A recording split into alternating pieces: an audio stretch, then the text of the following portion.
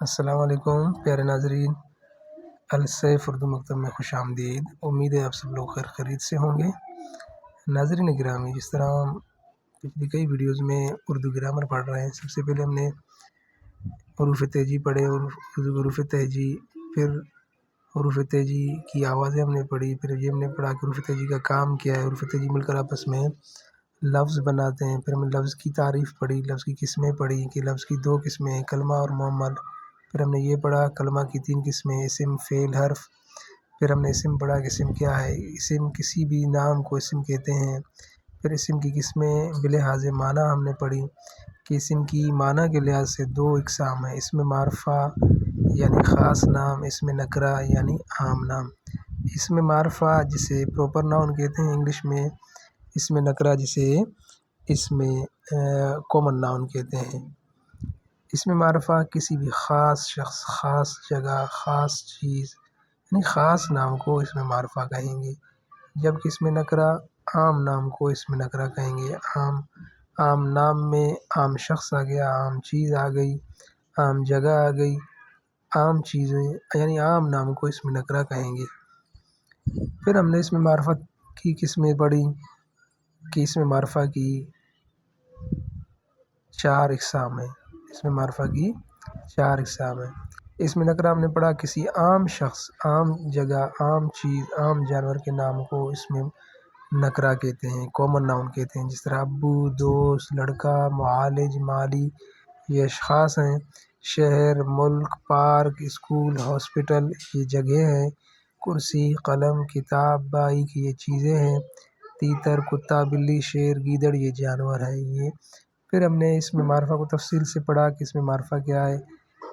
اسم معرفہ کی پھر ہم نے قسمیں پڑھی کہ اسم معرفہ کی 4 اقسام ہیں، اسم ضمیر، اسم علم، اسم اشارہ، اسم موصول۔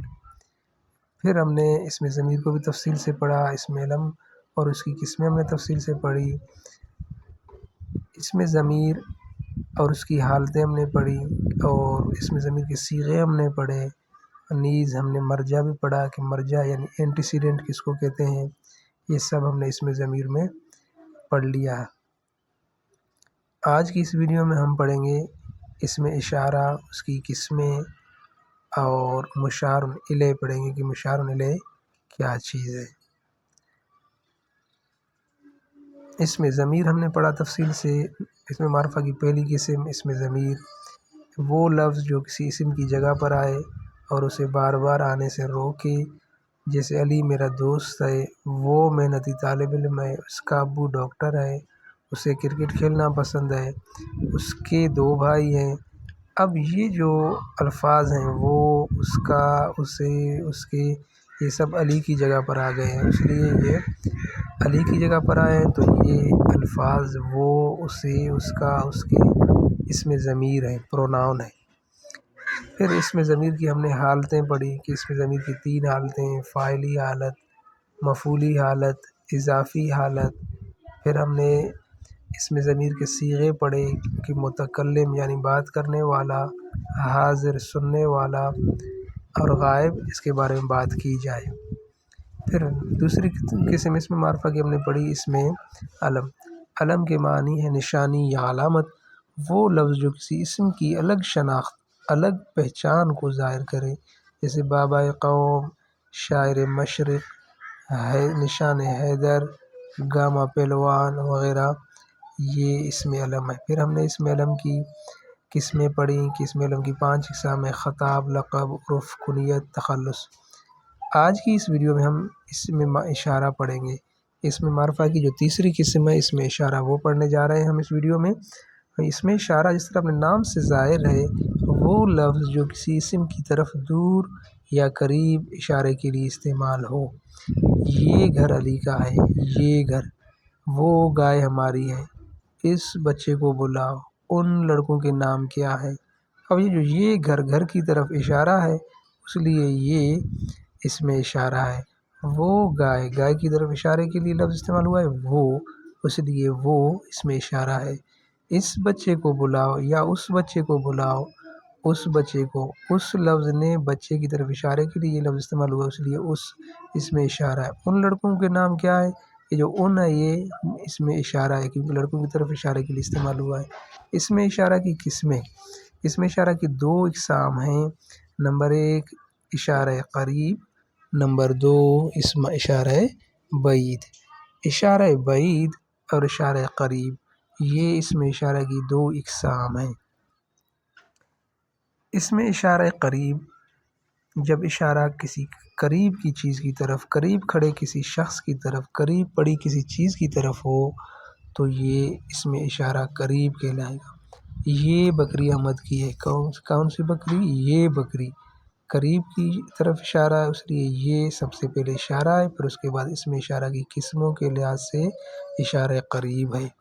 اس بندے کو میں نے دیکھا ہے، اس بندے کو، بندہ قریب کھڑا ہے، اس بندے کو میں نے دیکھا ہے، یعنی یہ جو لفظ اس ہے بندے کی طرف، بندہ قریب کھڑا ہے، اس لیے اس سب سے پہلے تو اس میں اشارہ ہے، پھر اس میں اشارہ کی قسموں کے حوالے سے بات کی جائے تو اشارہ قریب ہے۔ ان لڑکوں کو بلاؤ، یہ جو ان ہے کہ لڑکے قریب ہیں، اس لیے ان قریب کھڑے لڑکوں کی طرف اشارے کے لیے استعمال ہوا ہے، اس لیے ان بھی اس میں اشارہ قریب ہے۔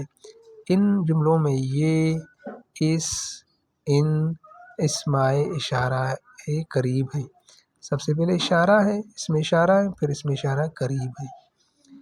جو دوسری قسم ہے اس میں اشارہ کی وہ ہے اس میں اشارہ بعید۔ اس میں اشارہ بعید جس طرح اپنے نام سے ظاہر ہے کہ اشارہ بعید یعنی دور کی طرف اشارہ، دور، بعید، بعید کے معنی ہے دور، دور کی طرف اشارہ ہو۔ جب اشارہ کسی دور کی چیز کی طرف ہو، جیسے وہ بکری احمد کی ہے، وہ بکری دور ہے، اس لیے وہ بکری، یہاں پر وہ اس میں اشارہ ہے، پھر اس میں اشارہ کی قسموں کے حوالے سے بات کی جائے تو یہ وہ اس میں اشارہ بعید ہے۔ اس بندے کو میں نے دیکھا ہے، اس بندے کو یعنی بندہ دور کھڑا ہے، اس لیے لفظ اس کی طرف اشارے کے لیے استعمال ہوا ہے۔ سب سے پہلے اس لفظ اشارہ ہے، پھر اشارے کے بعد اس میں اشارہ بعید ہے۔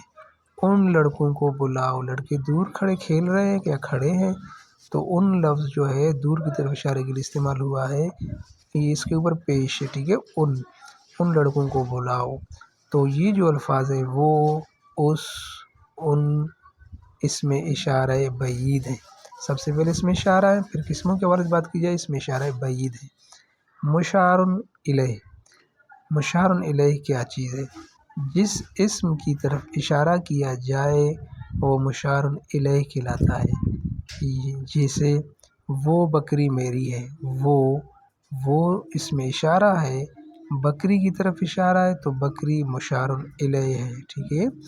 یہ سعد کا گھر ہے، یہ اس میں اشارہ ہے، سعد گھر جو ہے، یہ گھر سعد کا ہے تو گھر کی طرف اشارہ ہے، اس لیے گھر مشار الیہ ہے۔ اس لڑکے کا نام راجیش ہے، اس لڑکے کا نام راجیش ہے۔ اس لڑکے، یہ جو اس ہے یہ اس میں اشارہ ہے اور لڑکا اس میں مشار الیہ ہے۔ ان جملوں میں بکری، سعد اور لڑکے مشار الیہ۔ یہ رہی ہماری ویڈیو۔ اگر ویڈیو پسند آئے تو چینل کو ضرور سبسکرائب کیجیے گا۔ اللہ حافظ۔